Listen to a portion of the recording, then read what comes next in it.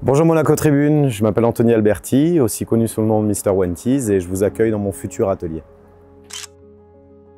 Cette œuvre s'appelle Jars. C'est en fait au lieu de Jaws, qui est à l'origine une image très pop et connue, qui était l'affiche des Dents de la Mer, où en fait l'idée on voyait un requin qui venait dévorer un humain. Là l'humain a disparu en fait de la surface et ce requin n'est plus un requin mais une bouteille en plastique.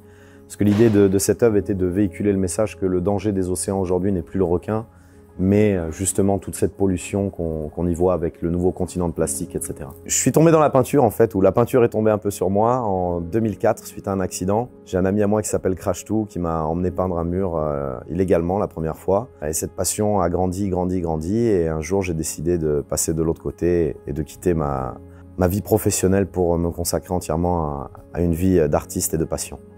Cette pièce est un petit peu particulière pour moi, j'ai beaucoup d'attachement. À savoir que cette pièce s'appelle le Graal. Tout le monde connaît la légende du Graal, comme quoi le calice dans lequel le Christ aurait bu serait le Graal. Et en fait, j'ai décidé de réaliser le Graal d'aujourd'hui et de demain. C'est une œuvre qui a quelques années maintenant, où le Graal ne serait plus le contenant, mais le contenu. Aujourd'hui, ça a encore plus de sens avec toute cette sécheresse qu'on voit autour de nous.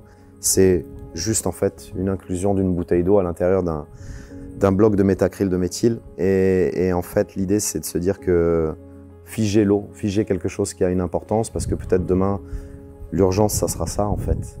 Donc l'idée, c'est d'essayer d'éveiller les consciences par rapport à des choses qui nous concernent tous. Le premier message que j'ai véhiculé dans la rue, c'était un projet qui s'appelle le McDonald's Project, qui a vraiment eu un impact fort quand j'habitais à New York. Ensuite, j'ai développé d'autres projets, notamment autour des valeurs de l'argent, avec un projet à New York sur toutes les palissades de chantier. Il y a marqué Post No Bills, ça veut dire ne pas mettre d'affiches, mais bills en anglais, c'est aussi les factures et les billets de banque.